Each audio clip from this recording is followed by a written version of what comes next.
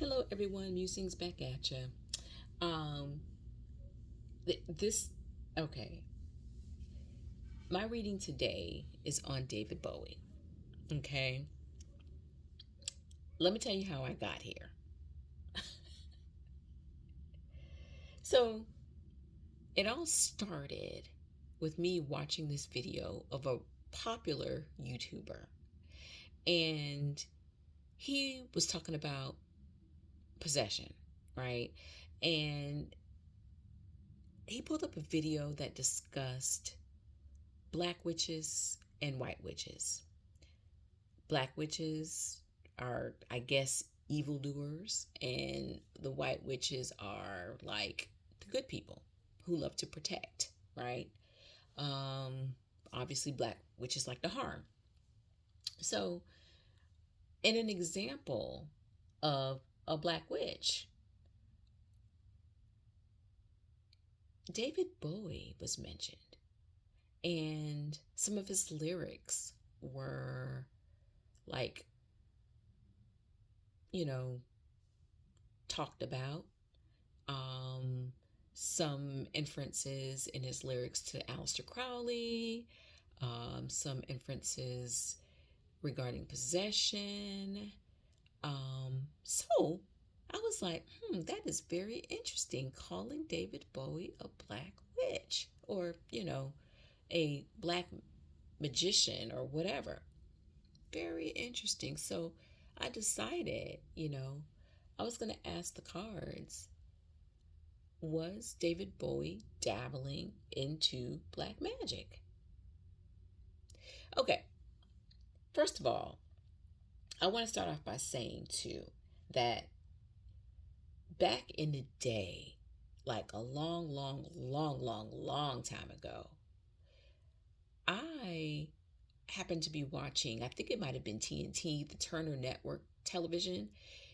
I could be wrong, but it was in this earliest, earliest days where it would do concerts, right?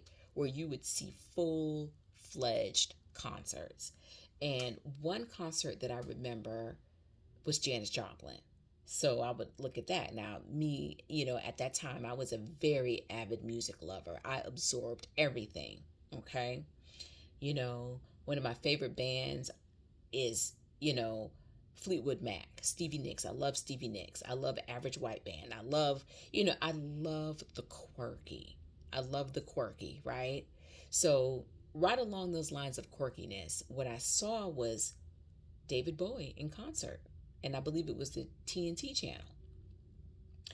And he was Ziggy Stardust. So they had a video of him portraying Ziggy Stardust. So when the guy who was in the video was explaining about how David Bowie talked about possession, I was, in his music, I was like, with the whole, black box or whatever, black sun or something like that. I was like, well, that kind of makes sense because if you think about it, when I was looking and watching Ziggy Stardust, I was like, what the hell is this? This dude is not just in character, he is in character, in character. I'm like, okay, well, I can dig it. And then when I saw the video a couple days ago, and the guy was just like, oh, yeah, possession, da da da da, this is what he's discussing when he's talking about this. I'm like, is that what Ziggy was? I'm like, oh my God. So then I was like, okay, I got to pull cards on that. I got to see because I've been, I'm not necessarily a David Bowie fan. I am a fan of his trailblazing. That's what I'm a fan of. The fact that he was glam rock before glam rock, So I think, and I don't know when Queen started. I can't remember. I don't know. But David Bowie, all the same, was the earliest that I remember in my youth of seeing a man dressed like a woman. So, yeah. So I'm going to stick with that. He was the first that I've seen. But with all that being said, I tried to pull cards to see if he was dabbling into black magic, but something completely, totally different came up. I was like, okay, well, I guess I'm not gonna, you know, I'm not gonna come on with this or whatever, whatever. But something kept pulling me to come and tell you all what I found with this reading regarding David Bowie. So, without further ado, here we go. Now, I would like you guys to look at the type of cards. I got these cards from Temu. They got some very nice cards, I would say. If you look, you can see both. For example, this right here is the Temperance card. And with the Temperance card, you'll see that you have both the opposites on each card. I thought that that was really, really neat. So I decided to kind of, play with these a little bit. And I did it with David Bowie. And it's very interesting what I came away with. Very interesting how these cards were, how I was able to read these cards. It was all intuitively done. I don't know if I were to use these cards on another reading, if I were to read the same way, but it's all over the board the way I'm reading with these cards. But I like them because with regular cards, I do see both opposites occurring at the same time. Like, it's not just either upright or upside down. I see a blend sometimes, you know? So it's not just either or. It's like, okay, well, I see a little bit of this light side, but I also see a little bit of this dark side. This is what you need to watch out for. So kind of like that. Yeah. So, all right, guys, I'm going to start. So, but the first card I get is the Five of Cups. Okay. And when reading this card, I was like, okay, so this is life and this is death, right? With this particular card. So this is him now. This is him when he was alive, right? So I do see that there were some disappointments, feeling that something is looming. And he's definitely currently in a dark space right now. And again, I know that he passed like some years ago, but there's like still a dark space happening with him, There was a certain amount of grief that he had about leaving this world, about leaving his family. He's holding on to all those memories as best as he can. Um, and, it could also be a very important memory, or just one important memory. As you can see, this trinket box right here. This is, what I'm thinking, guys? I'm thinking that this trinket box right here is something that he left unfinished. It's something that he was upset about. And you know what? It's like he feels like he probably did everything in life right with his relationships, right? Except for this right here. So he sits and he looks at it like, I could have done better here. I could have done better.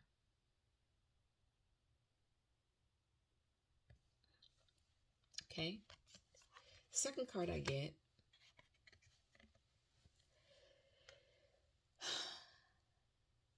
To me, I feel like this was an internal struggle here. So this is the Five of Wands. An internal struggle that he had in life that he brought to himself. He brought it with him in death. Right? So as soon as I saw this card, I knew what it was. It was about his sexual orientation. So I asked the cards about him being a black magician. And then I end up getting this. I don't know. I don't know. So yeah, it was about his sexual orientation. See the two men frolicking? And here, down here, you see that again. I don't necessarily look at this as a reverse. I look at this as what is now with him in the astral or wherever he may be. Okay.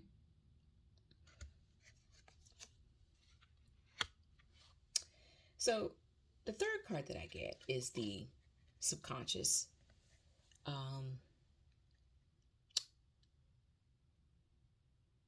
The subconscious aspect to his issue.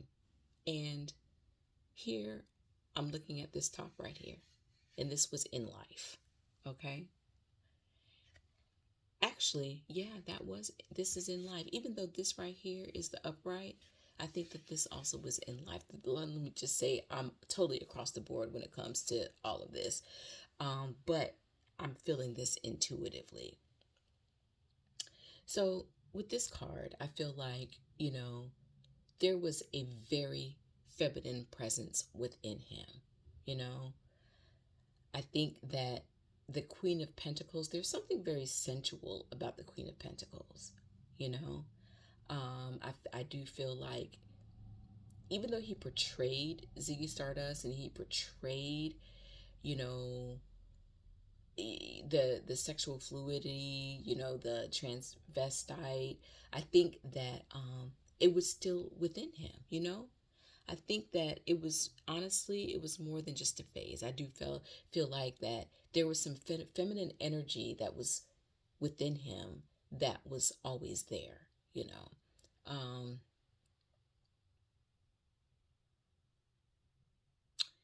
yeah, I think that maybe like I his I believe his mother was a Libra and very Venusian, I'm assuming, personality. So I would think that he may have looked to her maybe as far as you know having that feminine instinct or that feminine drive um, within him, something that he kind of related to.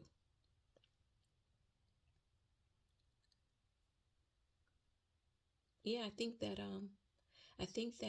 his mom could have been a great influence as far as his inner femininity, you know, and wanting to bring that out. I think he loved the sensualness because when you look at, even though you have like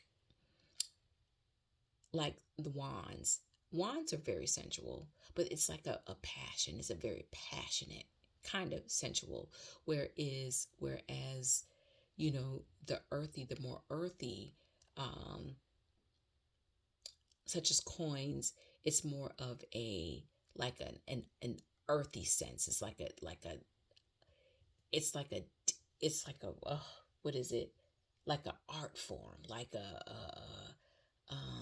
because you have Taurus, and Taurus is Venus, but it's also an earth sign, um an art form of throwing sensuality at the camera.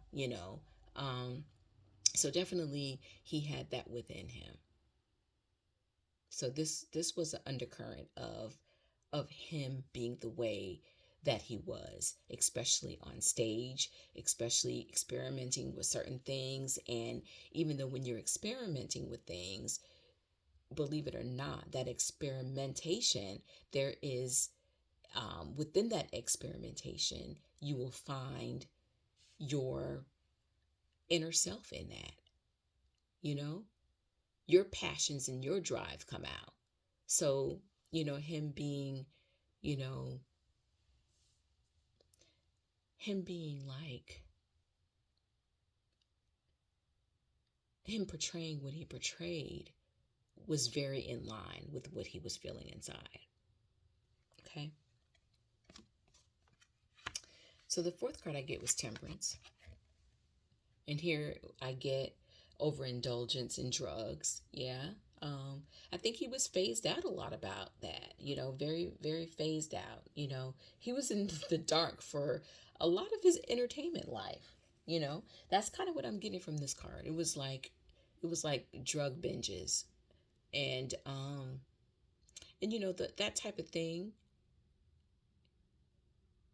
In all honesty, when you're dealing with that, that also loosens your boundaries as well.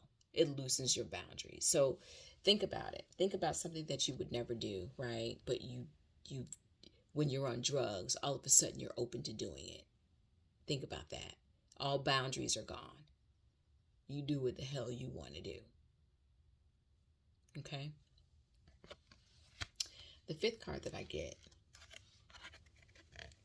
and this is where it gets interesting, is the King of Swords. Oh, I'm sorry. This is the Emperor. Yep, this is the Emperor. So I feel like with this card, I feel like he didn't lead the way, or he felt he didn't lead the way he should have. He felt that he should have done more for the LGBTQ population. He felt like he let them down.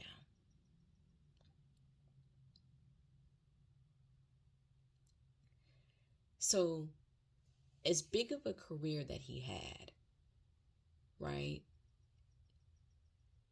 And the innovations, the artistic innovations, the trailblazing, not one time did he make a commitment. You see what I'm saying? Make a commitment. Because whatever you are, how fluid you are, we know that he definitely was queer. We know that.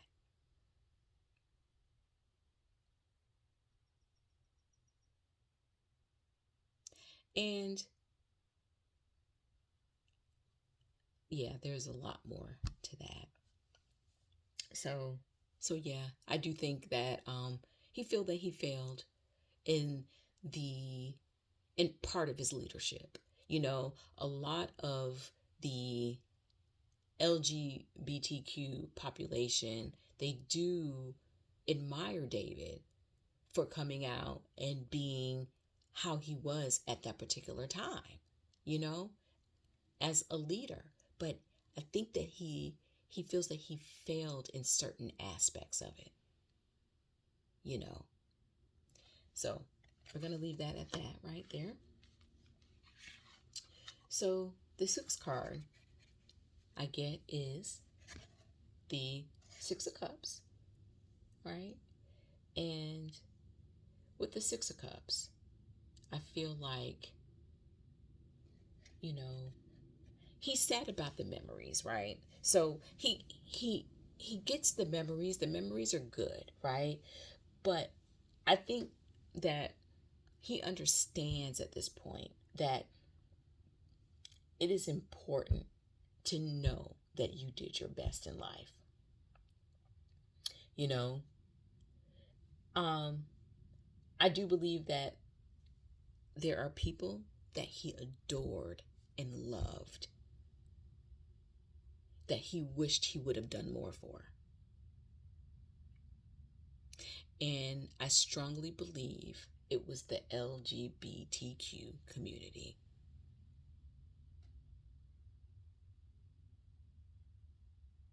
Right? I think that he absolutely loved the people that were in it. So just being an artist and just being, just having that sway with people, with music, with art, with fashion, to him, it wasn't enough. He also needed to voice. He needed to voice that commitment.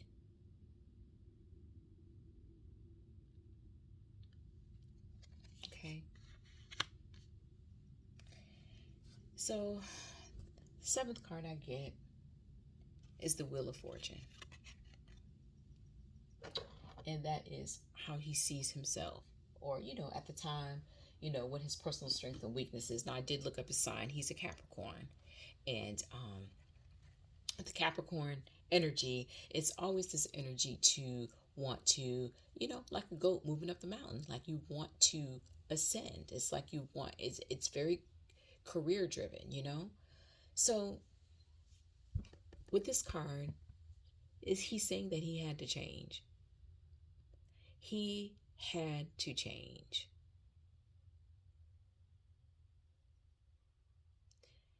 It was the only way he was going to make money.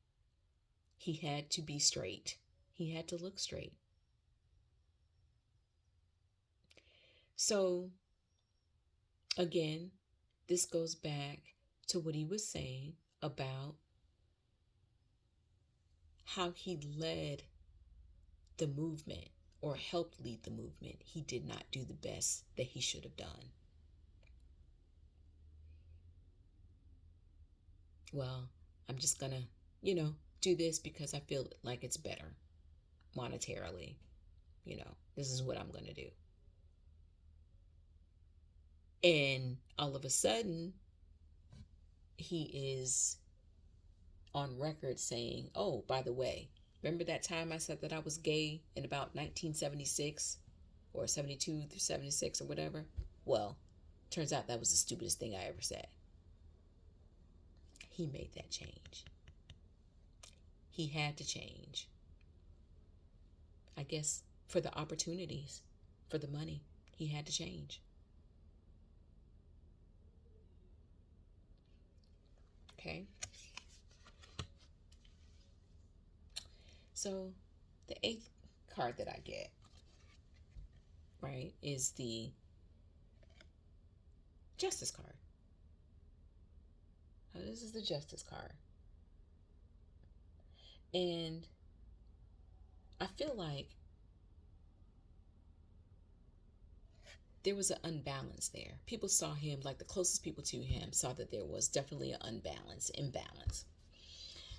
The fact that he was repressing some things, what he was did not look good to the public at that particular time. I'm just going to say it out loud. We back in 1983 when he started becoming getting popish, more popish, it's like 1980s, early 1980s. That's when the AIDS epidemic really, really started to get bad, and society looked at them as a stain on our culture.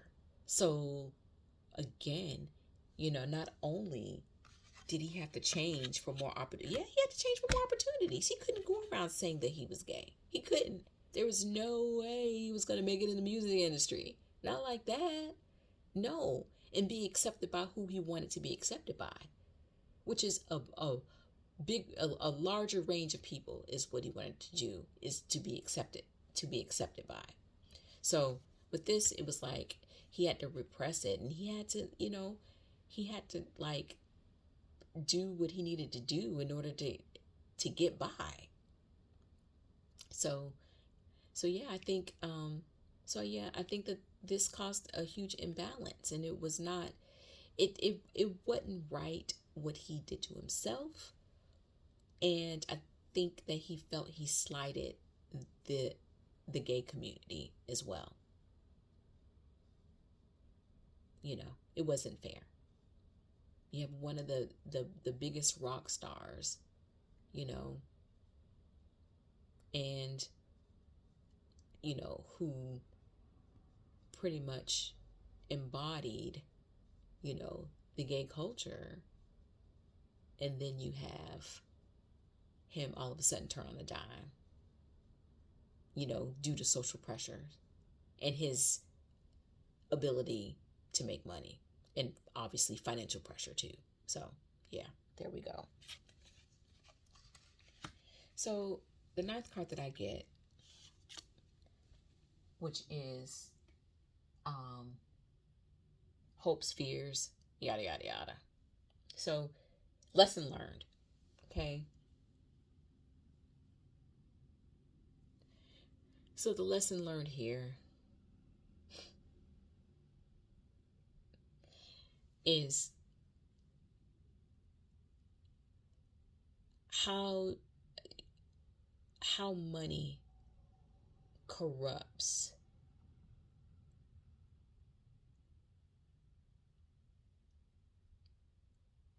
the way, or your actions, how money corrupts your actions. Okay? Him feeling like, it was all about the money. That's why I did it. But now I know better. I should have known better. I should have done better by the community that I was representing.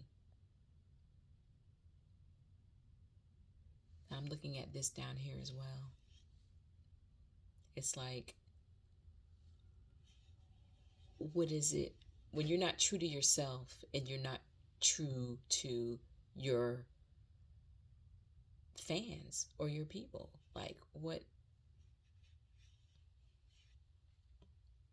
It just crumbles. It means nothing. Money means nothing. Now that he's, gone, he recognizes that.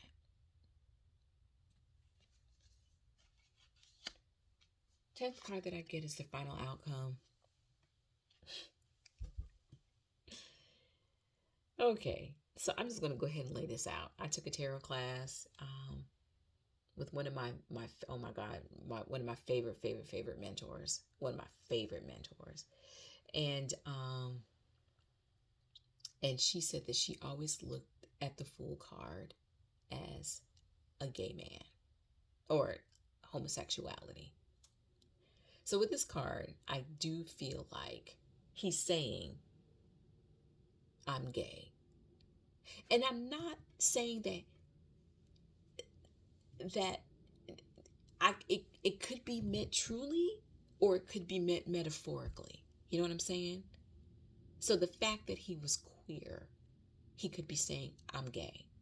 But this card is telling me that David was gay.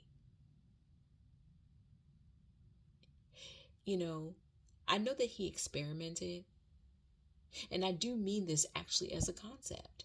Like, he belonged to that community, and he wished he would have voiced more instead of play around, not say anything, get missing when they needed him most. You know what I'm saying? So yeah. For some reason, I pulled an 11th card. And I don't know why. Usually 10 is good, but I pulled an 11th card. So the 11th card I got was the 3 of Swords. No, actually, sorry about that. I don't know. You have to really look 1, 2, 3. Okay. But here's 7. God. So I do feel like with this card,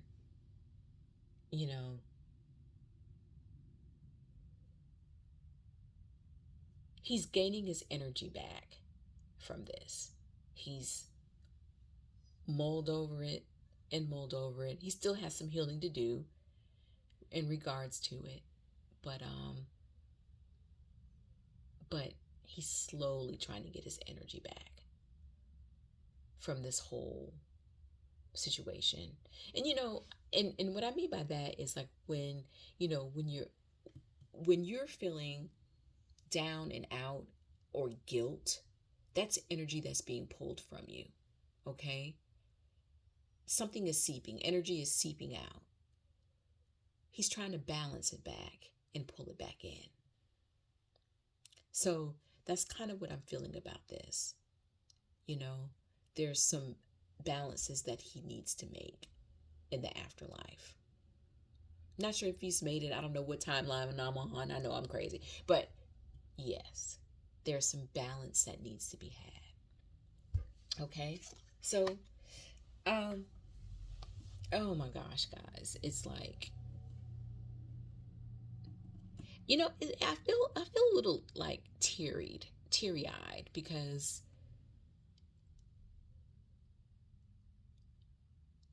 I'm assuming that he was queer from the beginning, right? You bank off of that and then you leave because things are getting a little too hot in the kitchen, i.e., AIDS, HIV. It's all good though, you know? But I think that he sincerely apologizes for what he's done. And it's something that bears on him. See this trinket right here? What I was talking about in the beginning? Right here. That's it. That's it. It bared on him. That's the only thing that he knows that he didn't do right in his mind. And I'm sure that there are people in the LGBTQ community that feel the same, but he's taking it hard, or he's taking it hard. So, guys, on that note, this was totally weird to me that something else totally came up. I had no idea about David Bowie and the gay community and what was going on. I know that I read a couple articles after I pulled the spread because I was like, I can't believe what I'm reading. I can't believe this spread here. What the hell is going on? I had to do some research. So, but yeah, so yeah, with that being said, I think that not only are we, learning in physical life, we're also learning in the afterlife, and we're also rebalancing in the afterlife as well, just like we would do in our normal life. So life doesn't stop. I'm sorry, life does not stop. So, gosh, I don't know what to say about this, but again, I'm wishing David healing. I wish him healing, total healing. All right, guys, it's been a blast. Happy Sunday. Talk to you all later. Bye bye.